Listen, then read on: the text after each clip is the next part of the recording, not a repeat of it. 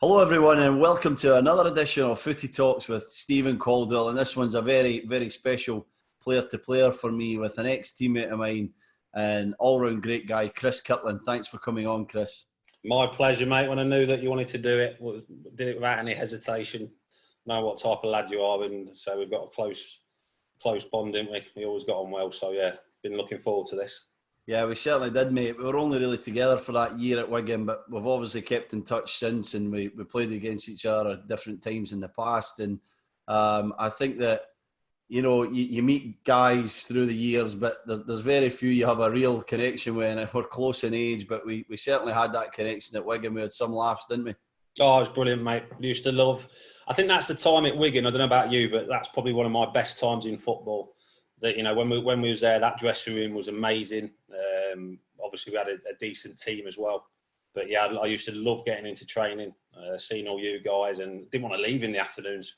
You know, we stayed there all hours, didn't we?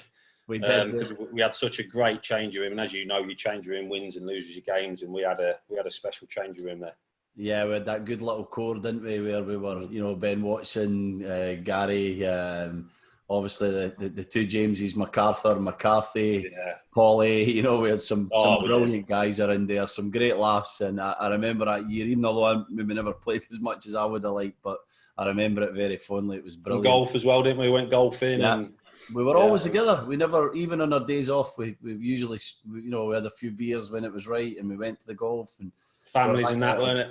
Yeah, brilliant. Yeah, it was special times. I always look back on whenever I talk about them times, because I get asked a lot about the best time. It always puts a smile on my face when I think of them days. Yeah, definitely. There with the Pilates girl. Yeah, brilliant. Absolutely. You know, we had good infrastructure at that club. It was a club who were thinking about going in the right direction, and obviously. I don't know how she put it with all those lot. I'll tell you. She helped change my career. She really did. The way that, you know, flexibility was a big thing for me by that point. I did groin problems, and she was there. I don't know. She's coming 3 times a week. She was. Yeah, I just remember Watto when he used to walk by the mirrors, didn't he? All right, Sarah. Yeah, he never involved in the session, but always keep his eye on what was going on. We know what Watto's like. He's some boy. He really is. Oh, he's brilliant. I like to start these off by going right back to the beginning, Kirky, and 2nd of May 1981, Barwell, England. Young Chris Kirkland's born. Tell me what it was like in the early stages of your life, family life, and then I guess when football became important to you. Yeah, always been close to the family. Born in Leicester. Loved my golf, loved sports. My dad was a crane driver, so he used to work all hours God send. But then when he come back, he always took me down the park. You know, they drove me everywhere as parents do when you're playing football through the years. But it didn't really. My dad was very ill as well. He got given 24 hours to live from cancer. So he had testicular cancer, which was misdiagnosed for 18 months, and by that time it grew to the size of a football in his stomach. Oh. So he was given 24 hours to live, made it through the night. Then they gave him 3 weeks to live. And he's still here today, fighting fit, which is incredible. So it was tough at times. You know, they nearly lost the house because my dad couldn't work. My mum was having to look after him. So we had, like a lot of people, we had some tough times, but we always stayed together. You know, we got through it. And when wasn't until I was about, I mean, my dad used to take me when he was doubled up in pain, you know, and he could hardly move. He'd always come and watch me play football. And, you know, you never forget things like that. It wasn't until I was about 13, really, the football took off. I was an outfielder, never any good. But I was on the bench as an outfield player for Barwell, and the keeper got injured, and because I was the only one on the bench, I had to go in goal. So did it, dived around, made a few saves, thought, oh, I really like this, and stuck at it from there. So I was quite a late developer, really, with going into goal at 13. I'd never done it before, but things sort of took off pretty quickly from there. And what age were you when your dad was sick, Kirky? And do you have brothers and sisters? Like, how tough was that? Oh, it was horrendous. What was I, 9, 10 years old? Horrible. One older, one younger. Yeah, I mean, we didn't know. We because my mum, you know, she shielded us from it. Obviously, she didn't tell us that he'd been given a certain amount of time to live. So, yeah. You know, I remember going to the hospital one day and just didn't recognise him. He was just a skeleton. Just didn't scared the living daylights like he would out of any kid. Yeah. But that was the day where she took us to see him because she didn't think he was going to be there the next day, which we only found out years down the line, sort of thing. But yeah, we all know cancer is just, when somebody gets it in your family, they've got to be very lucky to survive. Fortunately, these days there's a lot more treatment around, but they were really tough years. As I said, they nearly lost the house, and it was, it took them some time to get back on the feet. Which luckily, when I got back into made it as a footballer, I was able to help them out, and to give them money and stuff like that. So just for everything they did for me. Yeah, that's amazing. I mean, I know what kind of guy you are, so it doesn't surprise me in the slightest. There's someone else you said there that I want to pick up on, but most goalkeepers start outfield, and most goalkeepers, I feel like they end up in goal because of some strange circumstances. Someone goes down, someone forgets their kit or something like that, and I like that story. So you were 13, you were outfield, and then you just end up in goals, and mate, you love it right from the start. You love it. Brave. True story. Yeah, I was on the bench, as I said. I was an outfield. I was never any good, so I was always on the bench. So true story. Keeper got injured. So I think it was second half, and I went in goal, and I just loved it. Diving around. Never done it before, even in school or down. Never done it. Never dived around or anything. But got muddy. Loved that. Loved the fact that I was diving in mud, and it just stuck from there. And I joined the team, Westfield Wanderers. Then I left Barwell, joined Westfield Wanderers, and then signed for Blaby and Whetstone, which in Leicester were the team then. So Dion Dublin played for them, Pete Schilt and Gary Lineker in years gone by. So I signed for them. And that's when, I don't know if you remember Paul Dannon, the old Premier League ref. Yeah. So he was the assistant manager, and Mick Pearce was the manager at Blaby and Whetstone, and they went above and beyond for me. They give me extra training sessions. I'd get there before all the other lads and stay after, and they put the work in on Sundays. I used to go over, or they'd come over to me. So they seen something, obviously. And we're very grateful for what they did for me. Yeah, one thing I know about you is your incredible work rate. You love keeping fit and putting in the effort. Like, I can't even think of another player, never mind another goalkeeper, who worked as hard as you. So was that there from an early age? I guess that was just in you. I'll tell you what, I did a few interviews the other day, and he asked about this, and the biggest influence that I've had on my career and got me to where I was and got me my work ethic was Stevie Griswich, Oggy. I was lucky enough to train with him when I was 15. He used to come down to the lodge on his days off and train us at nights. And then lucky enough to work with him when I signed for Coventry, and seeing the way he worked. He was the first out every morning and he was the last in every day. And then he'd be in the gym. He enjoyed a pint and a fag after training, but he was just his work rate. But the respect he gave people as well, the way he talked to people, the way that he could get his point across in the right way. Everything about him was just, I thought, that's the way you have to be. It's the only way. I just seen how much respect he had off other players and what he gave them, and his work rate. I mean, right up until he was 40, when I was on the bench for his last game of the season against Sheffield Wednesday, when he retired, and the reception he got when he come off just proved what a guy he was. And he's been at Coventry for years and years, and I think he does the radio now for games. But he's somebody I speak to all the time. Always there for advice. He would be one of the first I'd ring when I needed advice during my career. And he was actually the one when I signed for Liverpool, because I love Coventry so much, and I've always supported Liverpool. So my first game was when I was 7. My dad took me up to Anfield, standing in the Kop in them days. So I've always supported Liverpool, but leaving Coventry was hard. And I was at the ground, and Gordon come in and said, "Look, Liverpool have bid for you. What do you want to do?" And I was petrified, because I'd always, I've always liked home comforts. Yeah. Thought of moving away from home.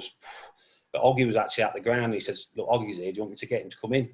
And he come into the room and just calmed me down straight away. He's just one of them people that, people that when they talk, you just listen and it just calms you down.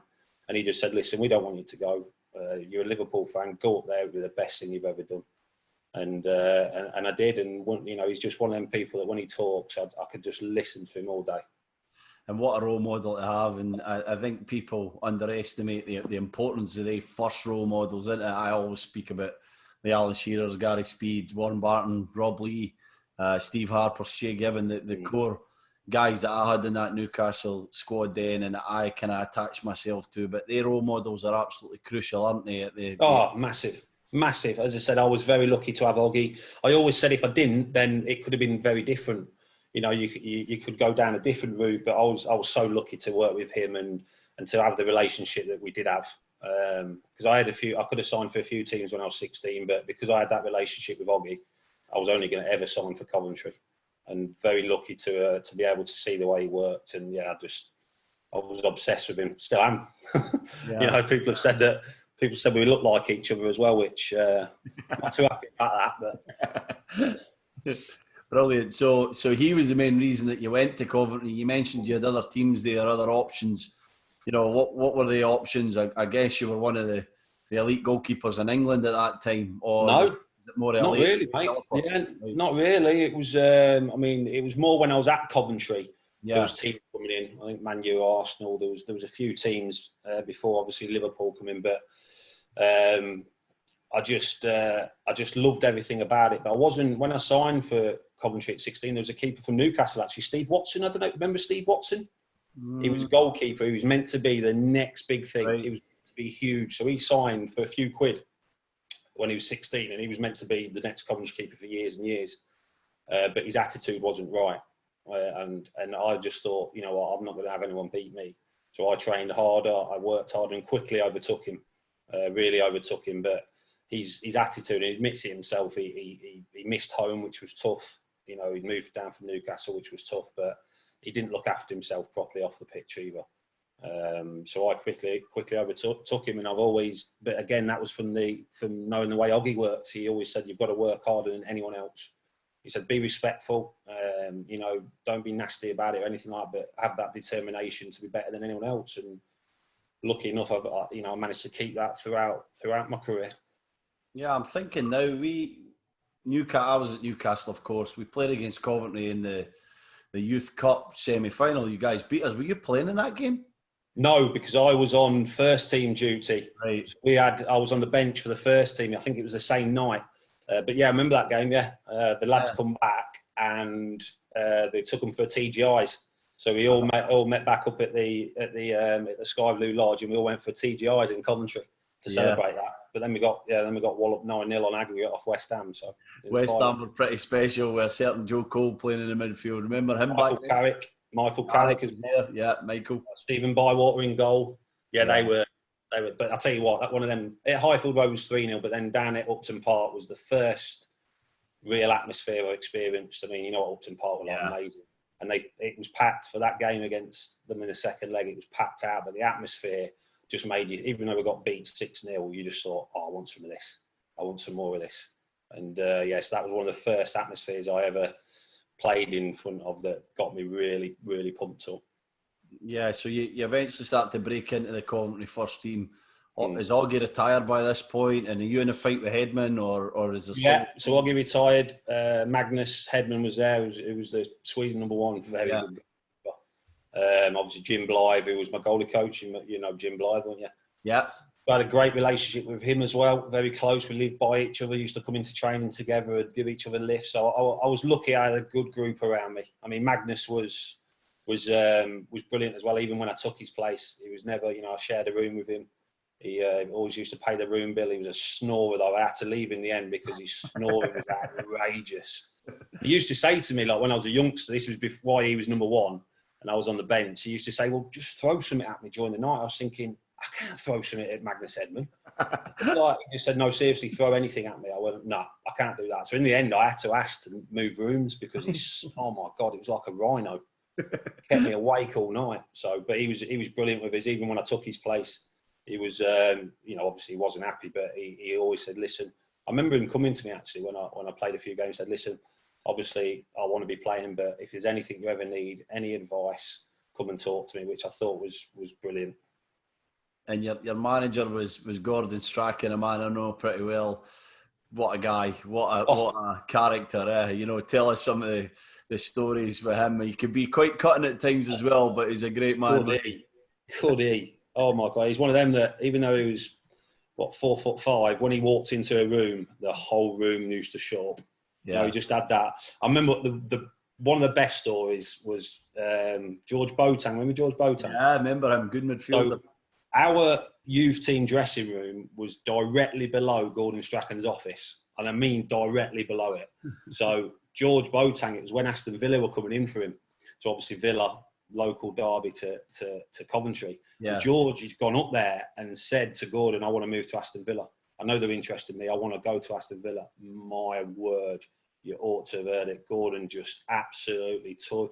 You're coming into my effing office. Move to our local ethic. Get there out of my office.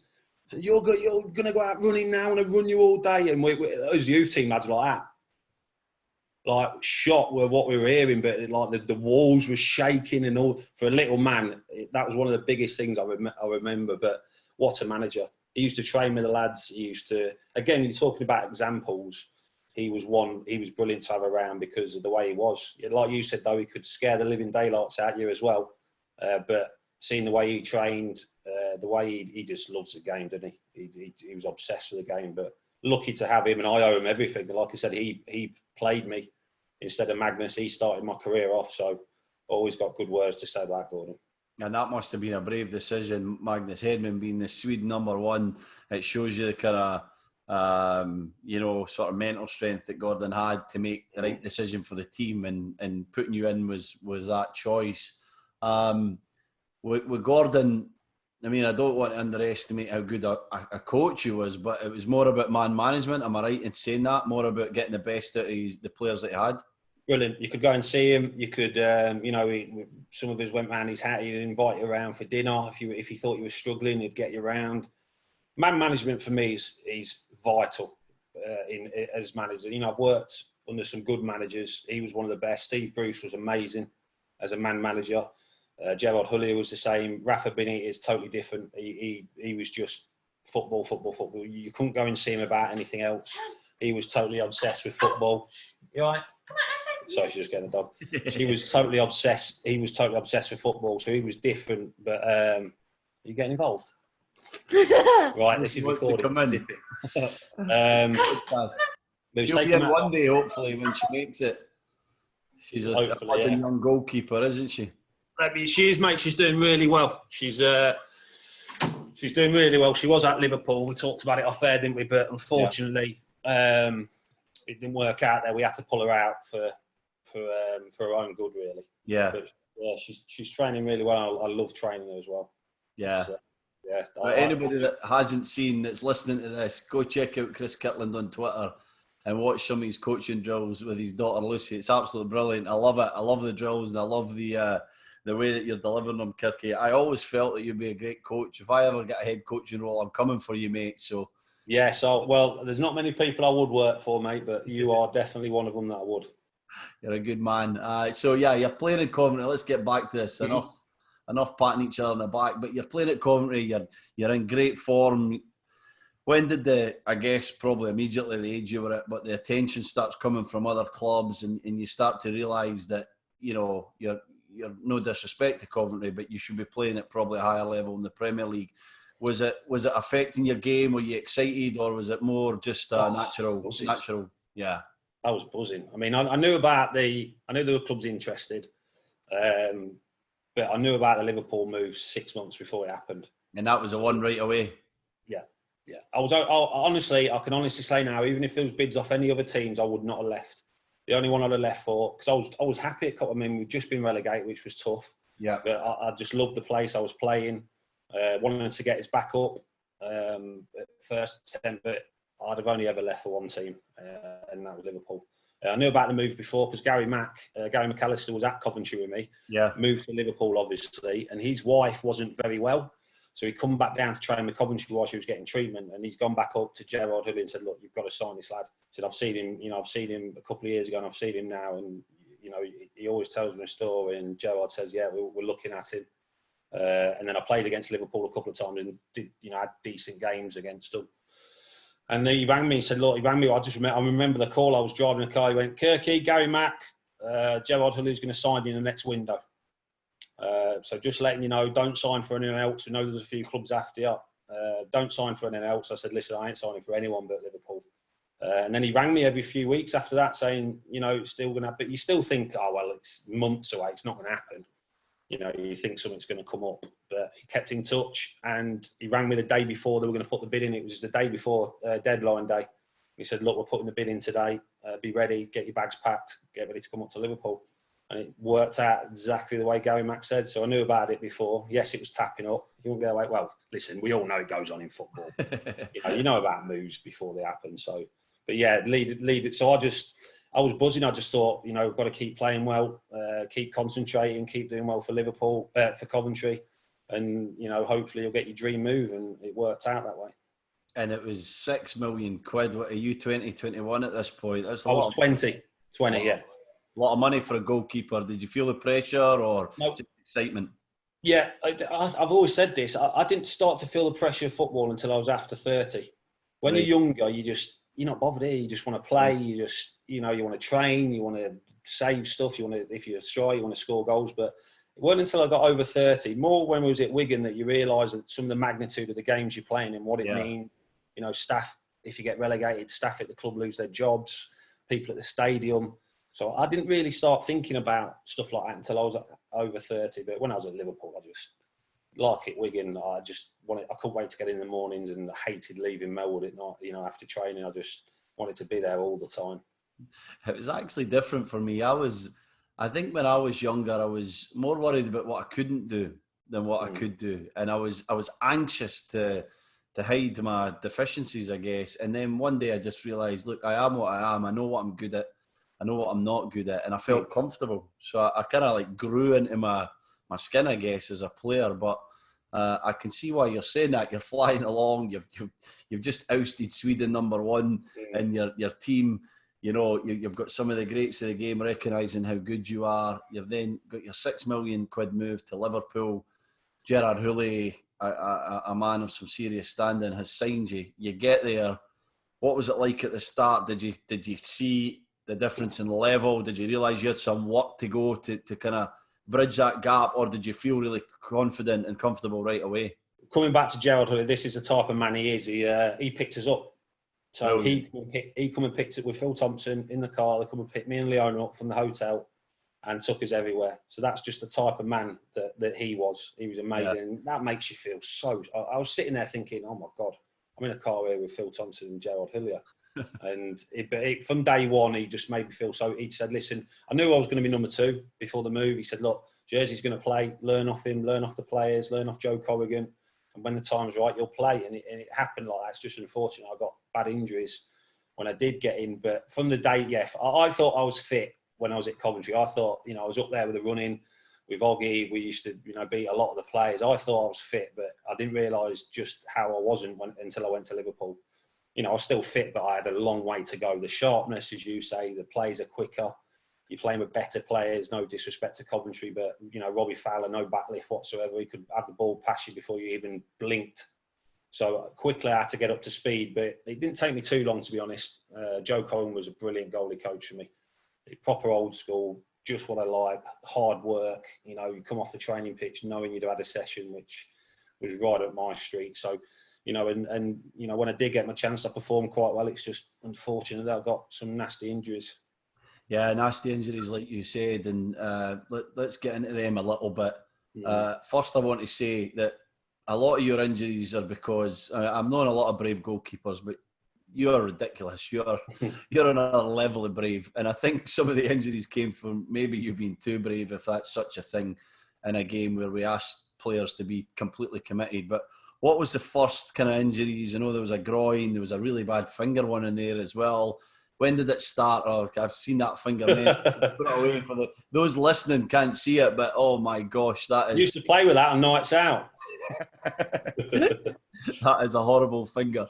But yeah, what was the first one? Was it the finger or was it the groin? Or when did it start to kind of become a bit of an issue for you? Yeah, I think the finger, was it the finger or the back? The back issue, right, which obviously people associated with. I mean, when I left Liverpool, I was at Wigan, but I hardly missed any games, and I've gone on to Sheffield Wednesday. I had 97% fitness record. I was better than all the players. So, but when I was at Liverpool, it started as simple as this. We did remember leapfrog? Yeah. You leaped over someone's back. Yeah. So we were warming up. I bent down. Steve Finnan's pushed on the bottom of my back to leap over me. And that's what did my back. Slipped 2 discs, caused some bad damage. And I was out for a month. I had to have an operation in the end. I tried to come back, but it wasn't right. I was in agony. I couldn't do what I used to. So I had to get the operation in the end. Something that I regret now, because I think the issues I've had with the spasms after it have come from that operation. Because when you cut into your back, it's not the place you want to be going into with a knife, because there's nothing to protect it. But I did the finger, simple that one. Kevin Davis just gave me a nudge at a corner and took the flight of the ball change, and it just hit me on the end of the finger. Carried on. This was 20 minutes to go, so I knew I'd smashed it to bits, but we made all the subs, so I had to carry on. So for the last 20 minutes, I was playing in absolute, I must admit, it was agony. And I had to make a couple of saves as well. And my God, I thought I was going to cry on the pitch. It was just agony. So as soon as the game, they had an X-ray machine at Anfield. So as soon as the game finished, I had that done and just completely smashed it to bits. I was out for about 5 months for that.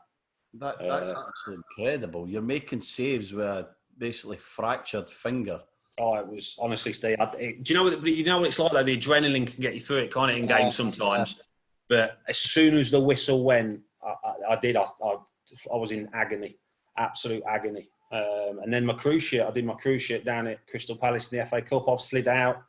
Daily Adebolas slid in at the same time, and we've just hit knee to knee. And he's a big boy, Dele. Yeah. And that smashed my cruise ship. So I was out for 8 months with that. And then it was, like you said, it was just coming back from that. I did my groin, because when you've been out for so long, that happens. You can get other stuff happen. So my time in Liverpool was, frustrating, but I'd do it all again just for one game. Yeah, just to play one game for them, I would. I mean that as well. So, but they looked after us. Gerard Hulley was after that game against Crystal Palace. Obviously, they knew I'd done my knee, so I was on the plane going home. Gerard said, "Come and sit next to me." So he sat me at the front of the plane next to Gerard Hulley, and he said, "Well, I'm going to get you a new contract tomorrow." I said, "I've already got 4 years left." He went, "I don't care. I'm going to get you a new 6-year one." He said, "We look after players here." And they did the same with Jamie Carragher when he broke his leg. And that's just the club Liverpool are. And I knew they always looked after us, went above and beyond. But that's one of the frustrating things. I think if I'd have stayed fit and not got them knocks, then I always wonder how far I could have gone. Yeah, good to go on with Liverpool, and of course you got the one England cap, full England cap, but there was more of them in the offing as well, wasn't there? If you could have just stayed fit at Liverpool, probably. Yeah, I think so, but there was a lot of good goalkeepers around still, in them days as well. But yeah, I should have had more caps, and I should have had more appearances for Liverpool, but unfortunately, sometimes the gods don't favour you, and I got some nasty knocks, which they do knock stuffing at you as well. Once you have a serious injury, you'll know you're never quite the same again. Your body's never quite the same again, and I certainly felt some of them going forward, definitely. Yeah, you're compensating all the time, aren't you? And especially when you're talking about big ones like knees and I had bad grade, I tore adductors and stuff, and you're always compensating in the pelvic area to try and make it work. But these injuries are so innocuous, Talk about you playing leapfrog as a warm-up in training, that we've done that 1,000 times, and I've never seen a guy get injured. And, you get a little nudge at a corner and it shatters your finger. Like, it's so innocuous, a knee-to-knee collision. You must have felt at times that somebody had it out for you. Like it was tough. It was tough. Another one was in training, Harry Kewell. The whistle had stopped. It was during a game. We were doing a practice game. The whistle had stopped, and he was about 3 yards away from me. He's absolutely smashed this ball, and I've just stuck my wrist out and saved it, but it snapped my wrist in two. So it was just stuff like that. It was very, very frustrating. Everyone kept saying I was injury prone. It wasn't as though I was getting the same injury and my hamstring was going all the time, and it was just freak accidents, and not being able to do what you want to do. Obviously, people know about you, and there's all the talk about England and stuff like that. But that was really, really frustrating, not being able to really kick on at Liverpool. So when you decide that you're going to go and try and kickstart your career somewhere else, it's a loan spell, I think, at Wigan, and eventually a permanent move. How did that feel? Were you just want to get back out there in the field and try and play a succession of games at that moment, I guess? Yeah, well, at Liverpool, things when Joe Colgan left, Rafa Benitez coming up, and he brought a Spanish goalie coach in, and it just wasn't for me. Just the tempo, I wasn't working. It was like I wanted to do more work, and I just felt I remember one session, Rafa took me for a session once, and he said, right, stand 5 yards away from me. So Rafa was there, I was 5 yards away from him, and he started throwing the ball to me. And I caught the first one and went, no, I just want you to punch it back to me. And he literally had me jabbing the ball back. Then he would put I was thinking, what is this about? And then he put some crosses in, and I come and took the first one. I always prided myself on coming and taking crosses. So I come and took the first one about 10 foot in the air. He went, no, I don't want you catching the ball anymore. I want you to punch everything that comes your way. And from that moment, I just thought, this is not going to end well. And I knew I had to leave. He come to me, he told me, he said, I don't want an English goalkeeper. In Pepe Reina, which weren't a bad shout, to be honest. Yeah. He was amazing for them. But I actually went to West Brom. So I went on loan to West Brom for a year. Right. And Joe Corrigan was the goalie coach there. So I thought, I know what the training's going to be like. So I went there with Brian Robson, played the first 10 games, got my form back. People were talking about me again. And then it was at Bolton, cross come in, and Kevin Davis, again, he's come and hit me in the side of my ribs, and just the lower part of your ribs. And my God, something's gone there. I carried on, got to half time, knew something was wrong, went toilet, and just blood come out. I was just weeing blood, and I didn't say anything because I thought, because I'm not playing the full game. Yeah, I didn't say anything because I thought I've got to get my career back on track here. I'm at West Brom, I'm on loan. I've got to play. So I should never have played. I played the second half and I was in agony. I got back on the bus, got home, threw up everywhere, coughed up blood, weed blood. And I rang the doctor the morning after. The owner said to me, you've got to call the doctor. You've done something bad here. So I docked up and he said, what are you doing? Yourself down to the hospital. I'll meet you down at the hospital. So I drove down there, had a scan, and I'd looked at my kidney, which basically means, split my kidney with the impact. And I was bleeding internally from inside, so I was out for a long time with that. And that sort of put an end to my West Brom career, really. So I was out for a long, long time with that. It was a serious one. And then when I left, then that summer after Rafa said, I'm not going to have an English goalkeeper, you can go, find yourself another club. I still had 4 years left of my deal. So he said, you're not going to play here, you're not going to be involved at all, you need to go. So I knew I needed to. And Paul Jewell rang up at Wigan and said, look, come here. It was 15 minutes away from my house. Gary Walsh was the goalie coach. I knew about him, knew what a great lad he was. Went to Wigan and everything just clicked from the first moment. And that was the best. From 2006 to 2010, that's the best I've ever played. And, when yourself were there, the dressing room we had, the lads we had, it was just, everything was just perfect. And really enjoyed that. The last 2 years, obviously, Roberto come in, brought a Spanish goalie coach in, and as soon as he come in the first day, I was like, I just know the way this is going to end. And unfortunately, I had to leave in 2012. Yeah, I want to just ask one last thing about Liverpool before we talk more about Wigan. But, you mentioned, and we both know they're two terrific managers, Gerard Houllier and Rafa Benitez, but what was the big differences between them in terms of man management? It sounds like, to me, that Gerard Houllier picking you up, you and Leona, taking you around town and making you feel welcome. And I feel like Rafa's a bit more detached. Is that fair to say? Oh, absolutely. And anyone that's worked with him would say the same about Rafa. They have done, Carragher said it, Stevie. He's very distant unless it's about football. Yeah. He's obsessed with football 24/7. He'd stay at the training ground. He actually had a shower and a bed put in at the training ground because he was always there. He'd watch 4 or 5 games after the training and he was obsessed. And yeah, you didn't feel as though you could go to him and ask him about stuff outside football. He was successful, but it was very much Rafa's way. It was Rafa's way or no way. It was, you had to do what he says, and if you didn't, then you'd be, you wouldn't place in that. Gerard Houllier was totally the opposite. He was a brilliant man. I was there. I was on the bench that day where he had the heart attack, and it affected everyone because he was such a gentleman. That day was extremely hard. He come back too soon. He admits himself because he loved football and he come back too soon. He was still frail and when he come back, and he admits now that he come back far too soon. It was like chalk and cheese with Rafa and Gerard, definitely. So that day with Gerard had the heart attack, you're sitting there right behind him, and did he go down the ground, or was it more just a kind of moment? Like, what was it? It was at half time, so he didn't come back. Went in at half time, and you could tell there was something wrong. He was sat down, he wasn't doing his speech, and Tomo did his speech, and Sammy Lee said some stuff, and you just knew.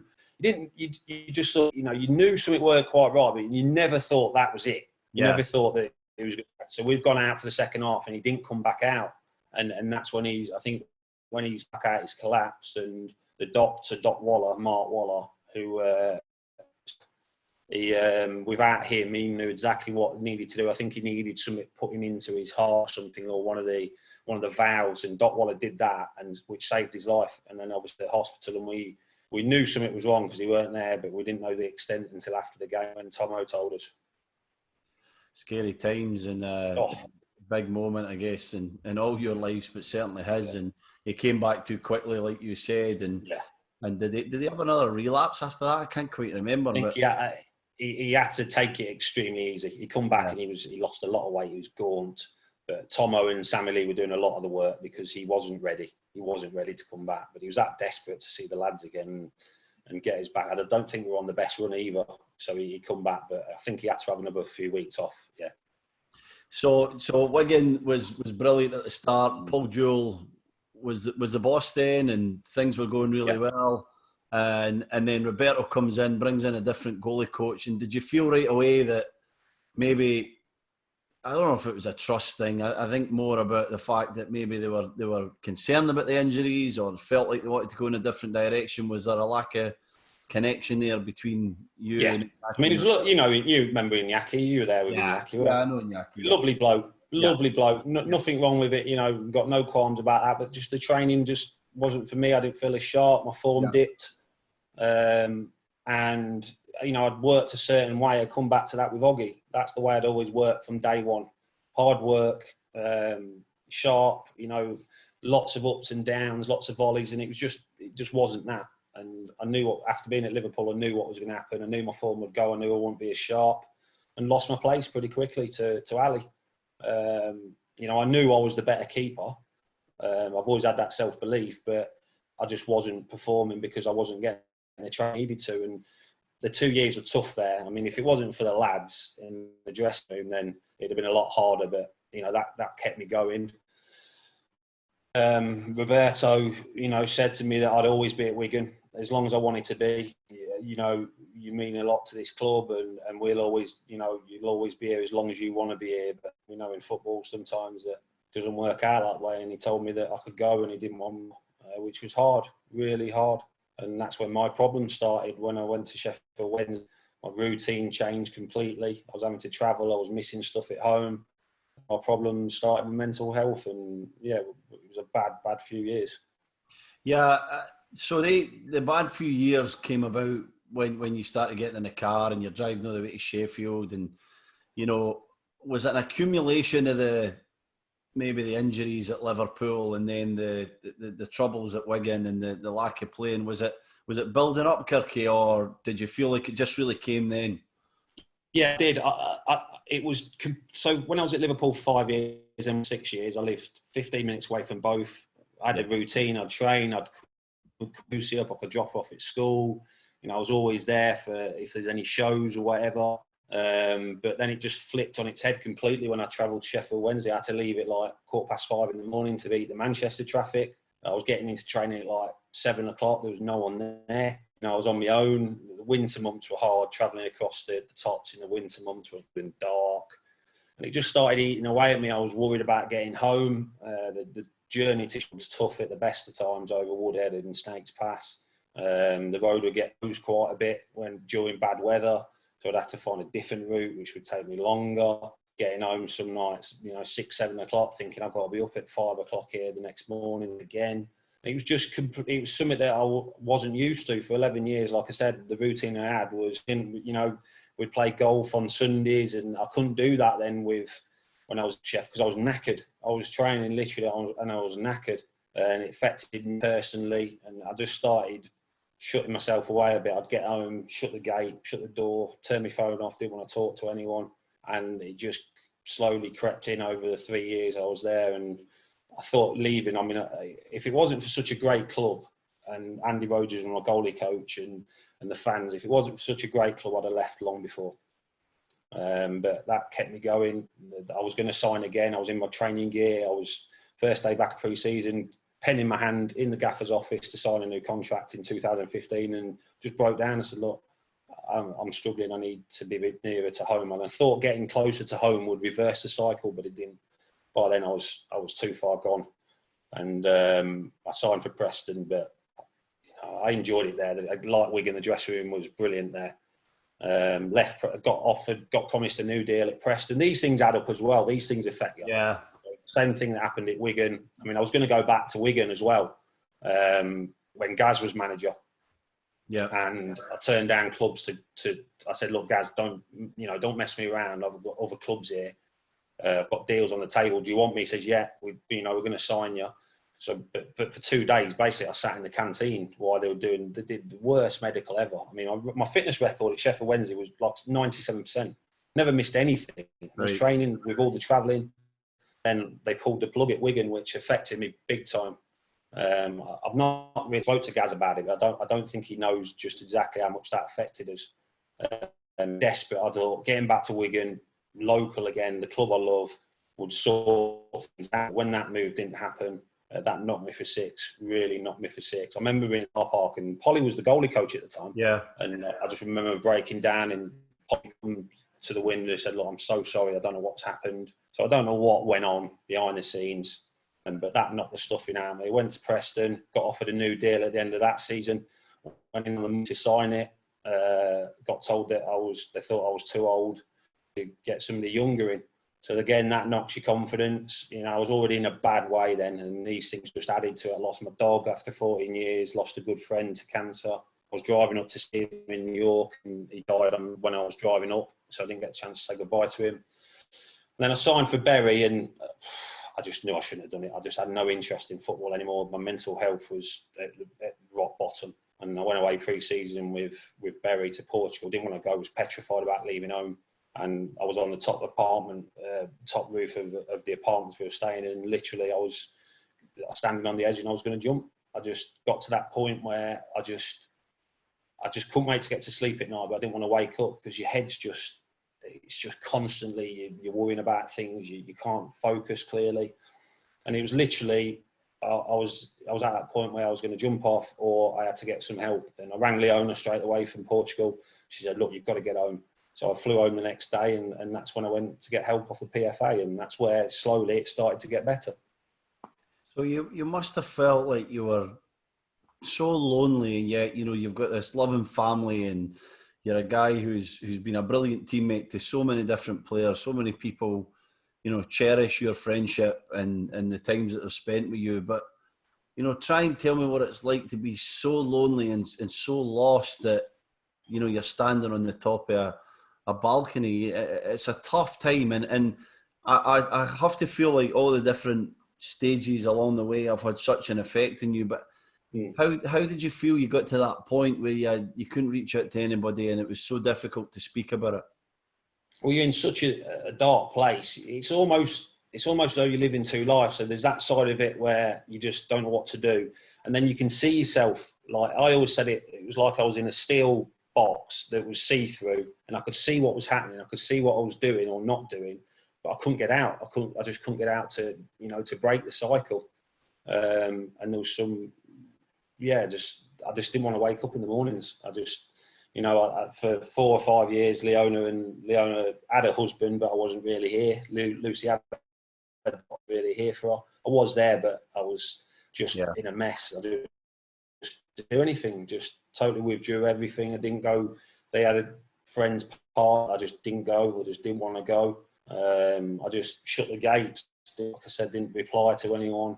It was just bad until I asked for help. As soon as I asked for help, it was just like a weight lifted off my shoulders, and I felt a lot better for a couple of years. But then I started to miss football, and it wasn't until probably last January where I could feel myself sort of slipping backwards. I could notice a few things, like withdrawing. I was not.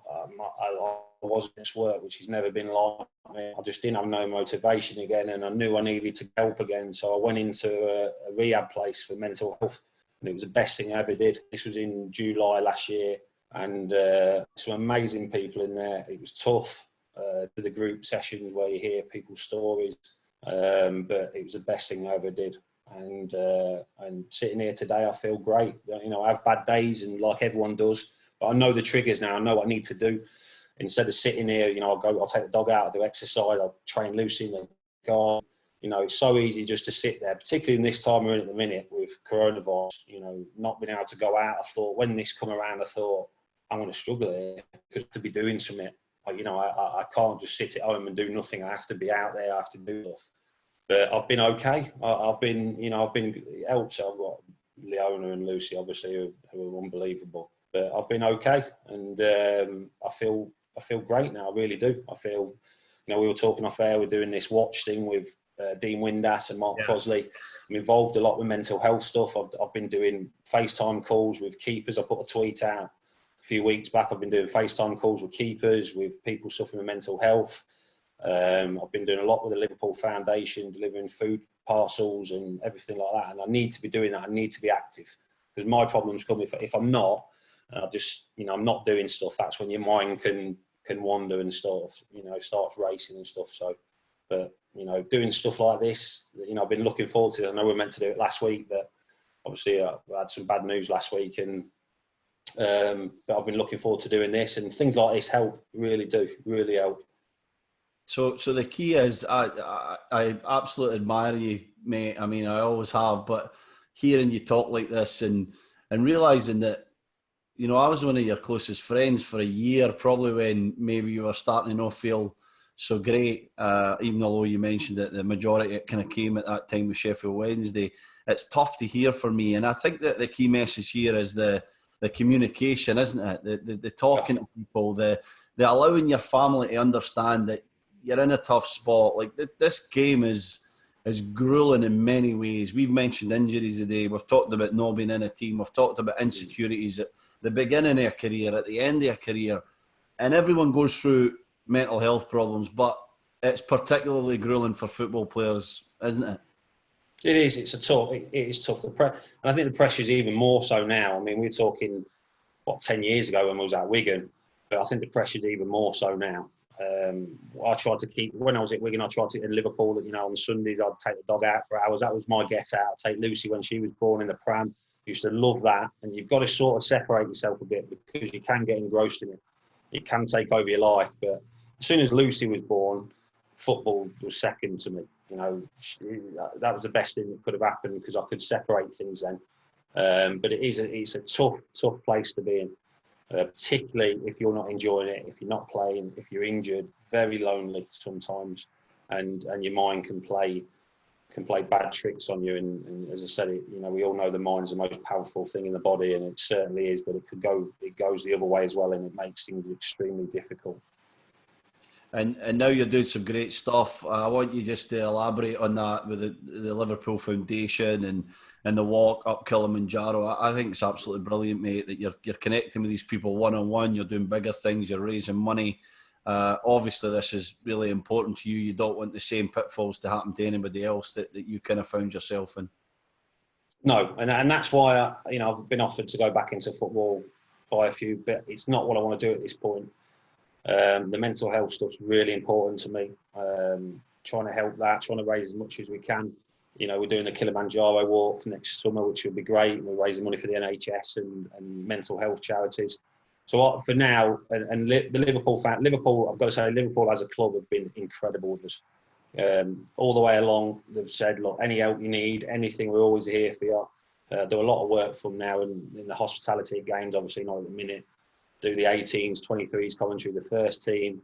And now with the foundation, after it was about 4 or 5 months ago, I was just thinking, right, I need something different now. I need to do something different. So I rang the LFL's Foundation and said, look, you know, I'm interested. Can I come down and see what stuff you kind of do? I want to get involved with you. So I went down and met Gemma and Katie, who were like the managers, and they went through all the programs, and I had no idea what they do. You know, they run 24 programs.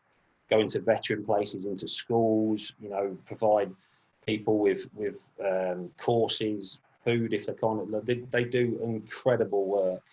And I just thought, yeah, this is what I want to do.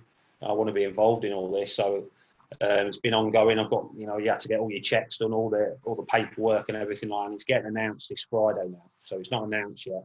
It's getting announced on Friday that I've joined them, and I'll be doing as much as I can. I was going into prison. There's a prison in Liverpool. Me and another lad from the foundation were going there and doing a coaching course for inmates in there, which was an experience. But obviously we had to stop when the coronavirus started. So we're looking to start that back up as soon as we can. But there's so much amazing stuff they do. The kick sessions down in Liverpool, you know, underprivileged kids that got tough lives. They can come down and train for free. They get free food. It's just, yeah, I can't wait to get started with that. I've been doing stuff during this lockdown, like I've been doing food deliveries to the elderly and vulnerable, and just having a chat with them. You know, when you open the door, you obviously can't go in, but a lot of them are just so chatty, but it makes my day as well, chatting to them. It's like, you know, just asking how the day is, and they said, oh, what are you doing here? Some of them are shocked when they knock on the door, like, and they're like, ah, what are you doing here? But just having a chat with them is great. I went down Crosby Beach yesterday. There's a chap that's suffering with mental health I've been in contact with. And his family's back over in Spain, but he's stuck here. So he's in a flat on his own, doesn't know anyone. Got talking to him. He's one of the nicest blokes I've spoke to. And I went and met him yesterday for a walk along Crosby Beach, obviously kept our distance. But doing stuff like that, people don't realise that, yes, I know it's helping them, but it's helping me hugely as well. And I'll be doing a lot more of that stuff going forward. Yeah, great for you, big man. I think it's very, very brave of you to talk about this. I think it's also amazing that you're sharing your story and you want to be there for other people as well. Honestly, it's been a very honest and open chat. This, I think a lot of people are going to get a lot from this. You know, different players and different coaches come on here and chat with me. And yeah, we've talked about football, and football is important, but your mental health and life is really everything. You cannot move on and enjoy any part of life unless you've got that. And sometimes it is just sharing a story, isn't it? It's just someone understanding that you're there to speak to them. So credit to you, big man, for being out there. Listen, mate. They say 1 in 4 people suffer. It's not. It's more like 3 in 4. Right. At some point, you know, and particularly now as well. I think it's only really in the last 18 months that people have started to open up and talk about it. You know, you turn the TV on most days now, and radio stations, and they're all promoting mental health, which is amazing. And it's what we need, particularly during this time as well. It's going to be testing times for people that are going to be losing their jobs and all sorts of what's going on. So, yeah, the more that people can get it out there and you know, try and help people with mental health, the better. Yeah, maybe the last one I want to finish on here is we are in unprecedented times, and we've talked about the strains and pressures on everyone, but definitely on football players. And what kind of effect do you think this is going to have on football players? I'm not just talking about these Premier League guys who Bundesliga, La Liga will probably get back to some form of football, but some of the lower league guys as well who will lose their jobs and clubs will go under probably. This is going to have a humongous effect on people, isn't it? Oh, mate, it's when you think about it, I mean, look what happened to Bury last year. This was before this happened. You know, lads lost their jobs. Lads have got mortgages to pay, particularly in the lower leagues, you know, League One, League Two. Every penny they earn goes on their family, goes on their mortgages, goes on everything like that. So it is worrying times. This is where the PFA have got to do more. And this is where the money needs filtering down from the Premier League. It needs to be filtered down more. Else we're not going to have lower league football, you know, and players are going to lose jobs. People at stadiums, you know, this affects so many people. So the money's got to come down more from the Premier League, from the top. There's enough money in the game at the top, more than enough money to support these. Whether a Premier League team then supports another team and sponsors them, or, you know, supports a couple of teams where players can go on loan, or if they've got younger players. So something needs to change, because if one thing good that's going to come out of this horrendous situation we're in, hopefully people are going to be kinder to people and do more to help people, because if we don't, then the world's going to be in a mess, you know, an even worse place than it is at the minute.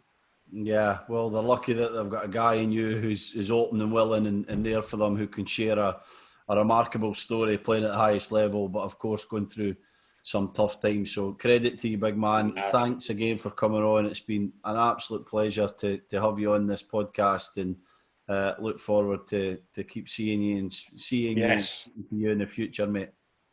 Yeah, brilliant, mate. Now, listen, anything you need, just give us a shout, and say I'm always on the phone. Always on the phone if you ever need a chat about anything. Thanks, big man. Take care. Top man.